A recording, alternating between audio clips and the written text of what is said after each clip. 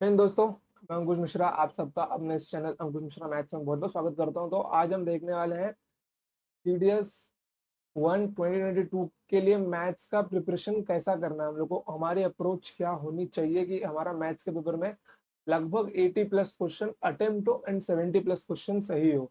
Okay बच्चों, तो देखो, अंधाधुंध बुक उठा के पढ़ना बिल्कुल स्टार्ट मत करना। वैसे जो टॉपिक्स मैं बताऊंगा, जो चैप्टर्स बताऊंगा, जैसे बताऊंगा वैसे ही पढ़ते जाओ। 4 महीने तक आपका मैथमेटिक्स का सब्जेक्ट अच्छे से निकल जाएगा सीडीएस के एग्जामिनेशन में। क्योंकि सीडीएस का एग्जाम अगर अभी देखा जाए तो लगभग उसका पैटर्न हो गया फिक्स। तो पैटर्न में अब कोई चेंजेस यूपीएससी करने वाला नहीं है आगे आने वाले 2-3 सालों तक। क्योंकि जो उसने पैटर्न फिक्स किया वो पैटर्न भी सिंपल नहीं है, उसको ब्रेक करने के लिए भी एक अच्छी खासी तैयारी की जरूरत होती है। ओके बच्चों, सो लेट्स स्टार्ट। देखो, ये जो हमारा है, आई थिंक आपको ये समझ में आ रहा होगा। अभी जो 14 नवंबर 2021 को TDS 2 का पेपर हुआ था ना, ये उसकी एनालिसिस है। और इसमें आप सब देख सकते हो कि कौन कौन से टॉपिक मोस्ट इंपॉर्टेंट है यहाँ पे, जिससे क्वेश्चन पूछे ही गए हैं। एक है आपका नंबर सिस्टम, एक है आपका ट्रिग्नोमेट्री, एक है आपका अलजेब्रा, एक है आपका 3D ज्योमेट्री, फिर है आपका डीआई, और एक है आपका लॉगरिथम। कंफर्म वाले क्वेश्चन है ये कि इन टॉपिक से क्वेश्चन आएंगे ही आएंगे और इतने ही आएंगे। समझ गए? तो आज मैं आपको ये बोलने वाला हूँ कि आपको कौन सा टॉपिक कौन से लाइन में पढ़ना है ताकि आपका सिलेबस जल्दी खत्म हो। देखो, एक होता है टॉपिक पढ़ना और एक होता है सीरियल वाइज टॉपिक पढ़ना, कि टॉपिक कौन सा पहले पढ़ना चाहिए जिसकी हेल्प हमको आगे आने वाले चैप्टर में मिले। समझ गए? जैसे कि अगर आप मान लो, आप अगर परसेंटेज पहले पढ़ने जाते हो तो वहां पे आपको दिक्कत होगी, क्योंकि परसेंटेज के लिए आपको रेशियो आना जरूरी है। आप उसके क्वेश्चन लगा तो लोगे, बट अगर आपको रेशियो आता होगा तो आप क्वेश्चन जल्दी लगा पाओगे। समझ गए? उसी के लिए अगर आपने नंबर सिस्टम पढ़ के रखा है सबसे पहले, तो पूरा मैथ्स आपके हाथों में रहेगा।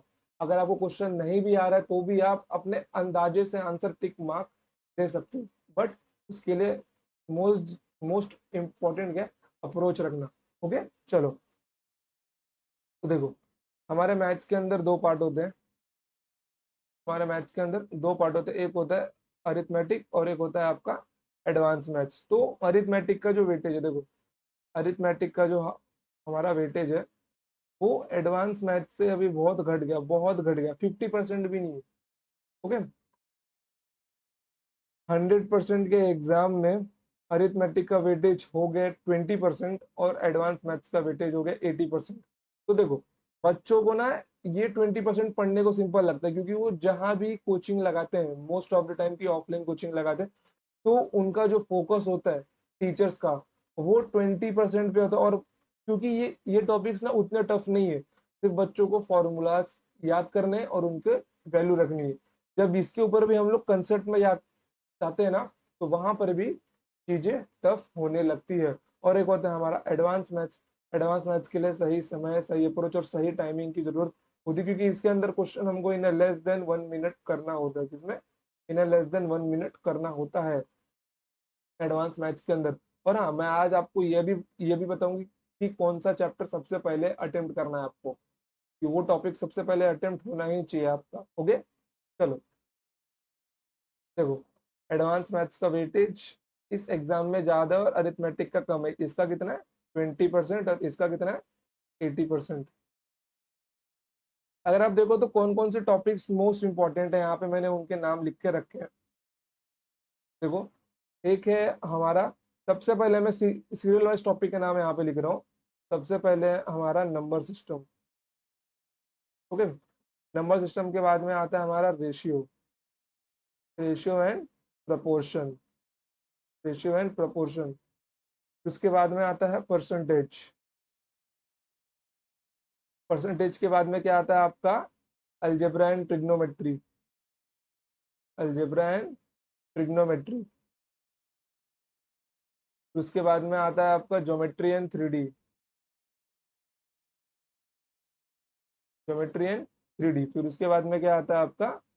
DI and logarithm, DI and logarithm. अगर आप ध्यान से देखें तो ये आपका सीरीज होना चाहिए टॉपिक्स को पढ़ने का। 3, 4, 5, 6, 7, 8 एंड देखो पूरी की पूरी मैथमेटिक्स के अंदर नहीं पूरा सिलेबस पढ़ने की इच्छा है ना, इतने टॉपिक्स पढ़ लो, किसी टॉपर बच्चे से कम मार्क्स नहीं आएंगे तुम्हारे। सिर्फ इतने टॉपिक्स पढ़ के चले जाओ बस, क्योंकि पैटर्न अभी फिक्स हो गया है, लेकिन जो फिक्स पैटर्न है उसको भी ब्रेक करने के लिए बहुत मेहनत की जरूरत पड़ती है। कि हाँ, सीडीएस ने बोला ये पैटर्न अभी फिक्स है तुम्हारा सीडीएस के लिए, अरिथमेटिक का वेटेज नीचे हो गया और एडवांस का वेटेज बढ़ गया, तो इस पैटर्न को ब्रेक करके दिखाओ तुम लोग।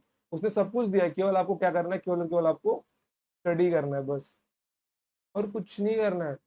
समझ गए? अब देखो इन चैप्टर्स का ना इंपॉर्टेंस क्या है वो मैं आपको दिखाता हूँ। देखो, सबसे पहले आता है आपका नंबर सिस्टम। नंबर सिस्टम आता है। नंबर सिस्टम आपको पूरे मैथ्स का एक बेस तैयार करवा के देगा। क्या? पूरे मैथ्स का एक बेस।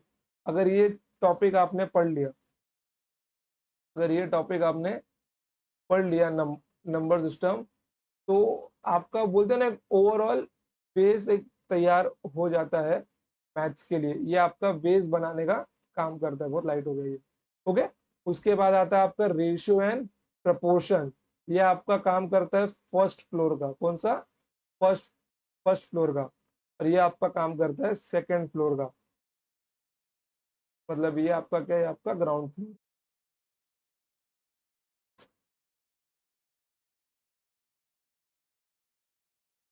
ओके। और जो जमीन होती है ना जिसके ऊपर मैथ्स आपका आपका आपका खड़ा होता है, plus minus division multiplication table square cube square roots cube roots, वो सब आता है उसके अंदर। वो तो आपको आता ही होगा, ऐसा मैं मान के रखता हूँ। समझ गए? वो आपको आता ही होगा, ऐसा मैं मान के रखता हूँ, और ऐसा आप भी मानो कि आपको आता है। ओके। फिर उसके बाद में क्या पढ़ना है आपको? अलजेब्रा एंड ट्रिग्नोमेट्री पढ़ना है। ये आपका थर्ड फ्लोर हो गया। फिर ये आपका फोर्थ फ्लोर हो गया, डीआई। ये आपका fifth floor and very easy floor हो गया। लॉगरिथम, ये भी बहुत इजी फ्लोर है आपका। और ये आपका है seventh floor which is most important floor. अब देखो यहाँ पे क्वेश्चंस का लेवल, मतलब क्वेश्चंस की संख्या क्या होती है, कहाँ से कितने क्वेश्चन पूछे जाएंगे। देखो मैं दिखाता हूँ। अगर मैं आपको बताऊं तो नंबर सिस्टम में से ना आपके 10 से 15 क्वेश्चन डेफिनेटली आएंगे ही आएंगे। 10 से 15 क्वेश्चन फिक्स है। रेशियो एंड प्रोपोर्शन में से ना आपके मैक्स टू मैक्स 2 से 3 क्वेश्चन आएंगे। ये टॉपिक सिर्फ पढ़ना जरूरी है, इससे ज्यादा क्वेश्चंस नहीं आते। परसेंटेज से भी आपके मैक्स टू मैक्स 2 से 3 क्वेश्चन आएंगे। उसके बाद में ट्रिग्नोमेट्री अलजेब्रा। ट्रिग्नोमेट्री में आपके आएंगे 10 से 13 सवाल, एंड अलजेब्रा में भी आएंगे आपके 10 से 13 सवाल। ज्योमेट्री एंड 3D, ज्योमेट्री में आपको पूछे जाएंगे 20 से 30 सवाल, एंड 3D में आपको पूछे जाएंगे 10 से 15 सवाल। समझ गए? डीआई, ये 10 सवाल फिक्स है, ये फ्रीक्वेंसी बदलेगी ही नहीं। 10 क्वेश्चन मतलब 10 ही क्वेश्चन। लॉगरिथम 2 से 3 क्वेश्चन, इसके नीचे नहीं आएगा।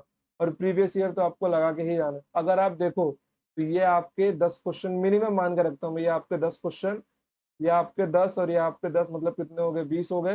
ये आपका 20 और ये आपका 10, मतलब ये यहाँ पे कितने हो गए? 30 हो गए। ये आपके यहाँ पे आपके कितने हो गए? 10 हो गए। देखो ये आपका यहाँ पे 10 हो गया। और लॉगरिथम का दो मैं मान के रखता हूँ मिनिमम क्वेश्चन फिक्स। दो, तीन दो पाँच, एक छः, एक सात, 72 क्वेश्चन, जो कि हमने मैक्सिमम माना ही नहीं है, सिर्फ मिनिमम मिनिमम मैंने मान के रखा है कि 72 क्वेश्चन आपके मिनिमम यहाँ से होने होंगे ही होंगे। 72 क्वेश्चन। बच गए कितने क्वेश्चंस आपके? 28 क्वेश्चन। उसमें से भी अगर मैक्सिमम में जाते हैं क्वेश्चंस, 10 से ज्यादा ही क्वेश्चन आएंगे। मैंने जहां भी 10 10 20 20 लिखा है, उससे ज्यादा क्वेश्चन ही रहेंगे एग्जाम में। समझ गए? तो जो आपके बच्चे हुए 20 क्वेश्चन से वो आपका अरिथमेटिक कवर करके जाएगा। देखो अरिथमेटिक का मैं आपको बताने वाला नहीं हूँ, नहीं तो आप लोग सबसे पहले उसके ऊपर ही जाओगे पढ़ने के लिए। बिल्कुल भी नहीं।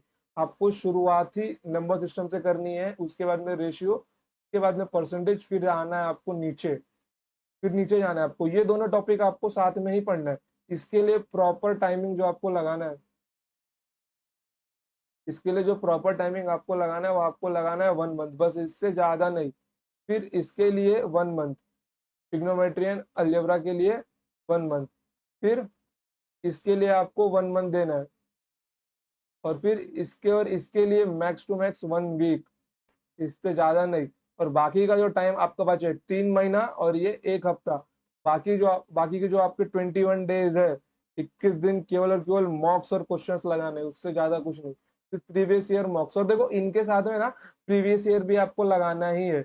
जहाँ जो टॉपिक आपका होते जाता है उसके प्रीवियस ईयर लगाते जाओ साथ ही साथ, ताकि लास्ट में केवल आपको मॉक लगाना पड़े और रिवीजन करना पड़े। समझ गए?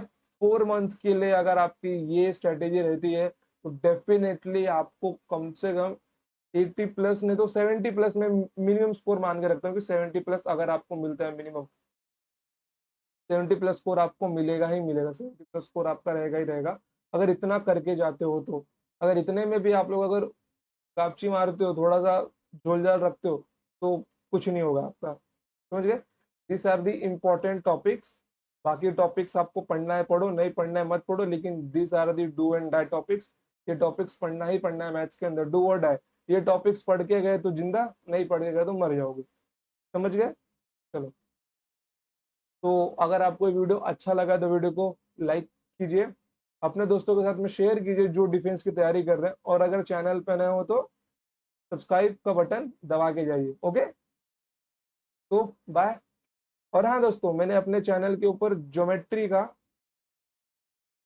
का लेक्चर सीरीज शुरू किया है, क्लास 1 से। आपको वहाँ पे बेसिक से बेसिक और एडवांस तक सीडीएस का सब कुछ सिखाया जाएगा। मेरे मेरे चैनल के ऊपर trigonometry, algebra, number system, ratio and proportion, ये सब मैंने सिखा दिया, और बाकी के चैप्टर्स हमारे चालू है, तो आने वाले समय में वो सब भी खत्म हो जाएंगे।